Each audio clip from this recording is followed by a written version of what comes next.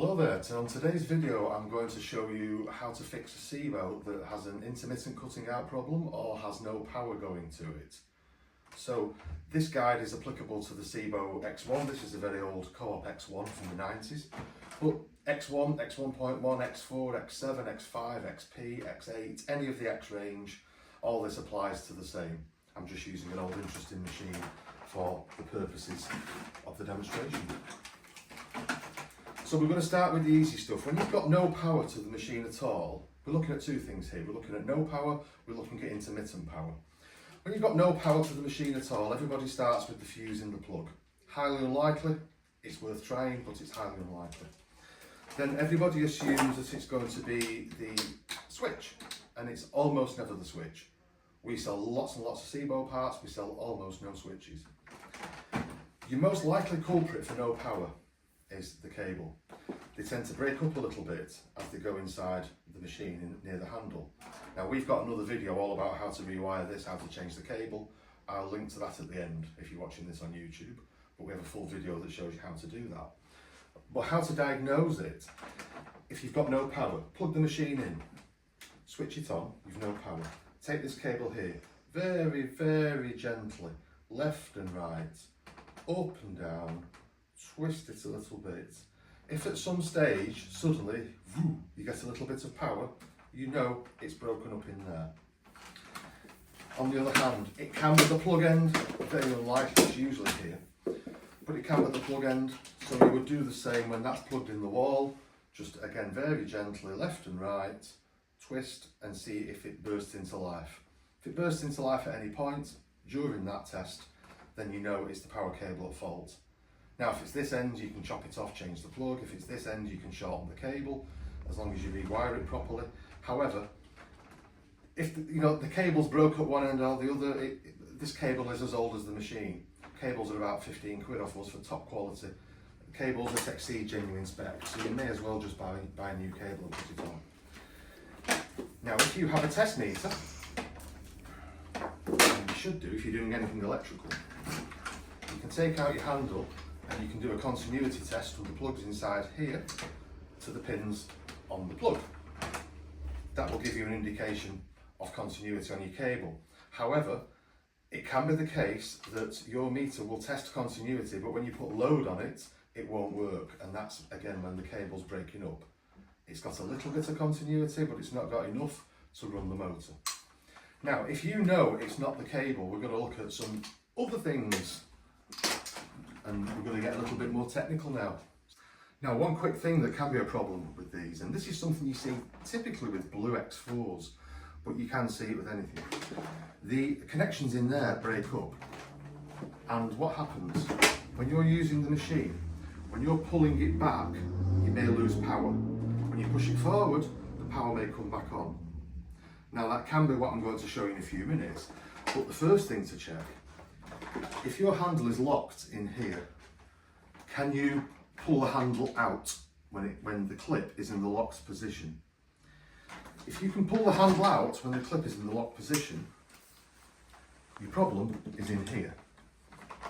And what tends to happen is the locking mechanism inside there tends to fail inside the body, and the answer there is a new back body.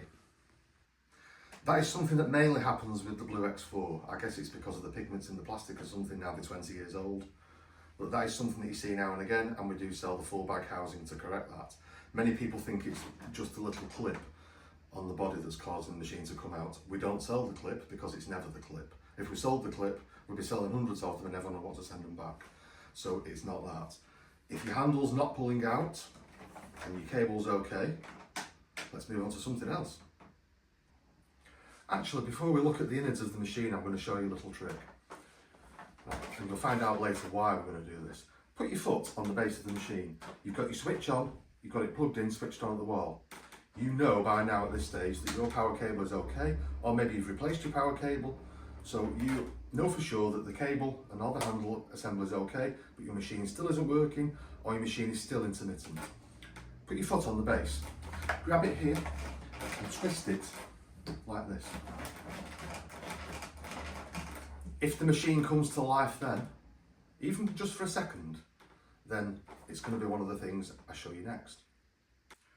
So we know we've got power to the handle, and possibly you had a little burst of life when you twisted the body of the machine. So what you've got in Sebo, if we take out this filter, see this wire running down here? That is a wiring loom that looks like this. Now where they can fail, it's usually the live wire here. It's not going to snap. You'll see it's a little bit faded, a little bit burnt. This is actually one that we changed in the workshop today, and you see it's just ever so slightly discoloured there. It was losing continuity, and probably if I pulled that it would snap. But that one is one that we changed in the workshop today. That's the one that runs down here. So you're looking for failure on that brown wire. Now, one of the other things you're looking for failure for, if you pop off the body, inside this swivel neck here, you'll see two little prongs, and they belong to a little loom that looks like this. And you'll see these two prongs on it. And those two prongs sometimes can burn up.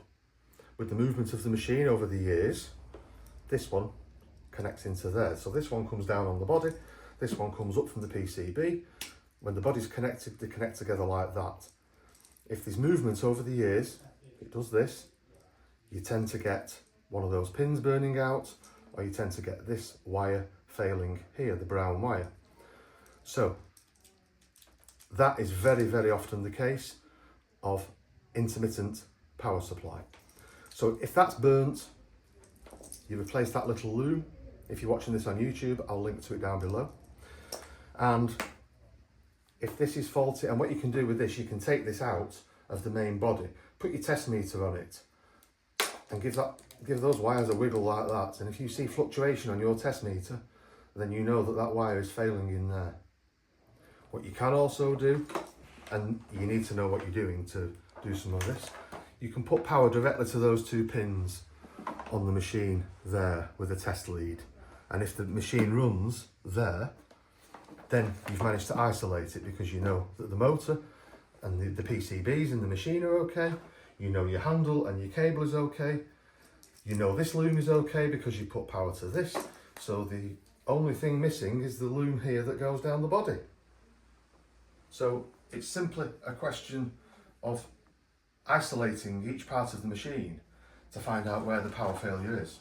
So there's not a lot to go at. There's the switch, which is unlikely, the fuse, which is unlikely, the cable, which is always the first place to start. Probably 90% of the problems you're going to get with these, 95% even. And you've got this loom that runs down the body, in there. You've got the little loom here that runs down to the PCB from there.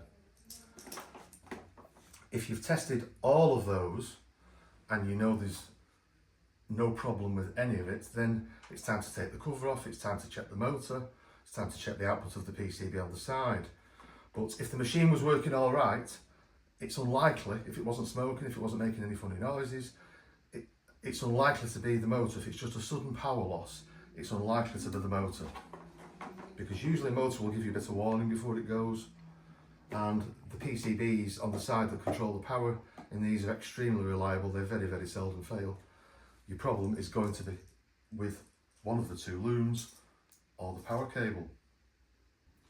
So that's in a nutshell, well, it's a long nutshell, isn't it, is how to fix either intermittent power supply or complete power failure on a Sebo vacuum cleaner. So as you know by now, you've got the cable and you've got two looms which you're going to pay particular attention to before you get inside the machine. If you're watching this on YouTube, I'm going to put a link to all three products down below. If you're watching this in our shop, this video will be embedded in some of our product listings to make sure that people buy the right thing. And if you're watching this anywhere else and you want anything for your Sebo, seboshop.co.uk. If we haven't got it, you don't need it. Thanks for watching.